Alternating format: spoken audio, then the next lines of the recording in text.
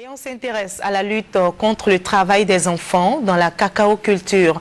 La lutte s'intensifie avec l'engagement de la première dame de Côte d'Ivoire. Madame Dominique Ouattara a présidé ce matin l'ouverture des travaux de la réunion des partenaires de la Fondation internationale Cocoa Initiative.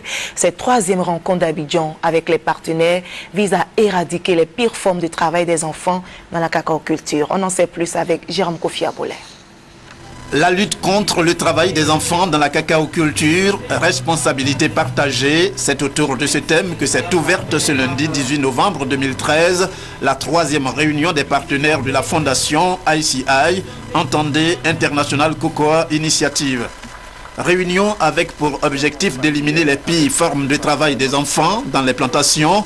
Il s'agit pour tous les acteurs concernés d'inclure des actions en vue de l'amélioration des opportunités d'éducation des enfants à l'école et non ailleurs. Président l'ouverture des travaux, la première dame de Côte d'Ivoire, Dominique Ouattara, dont le leadership en matière de lutte contre la traite et l'exploitation des enfants a été salué à cette occasion, en a appelé au soutien des efforts visant à l'éradication totale de ce fléau.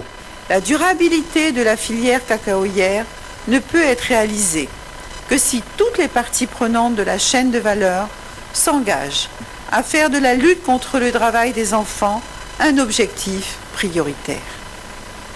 C'est pourquoi, chers partenaires, je vous invite à continuer de soutenir nos efforts pour éliminer ce fléau de nos pays.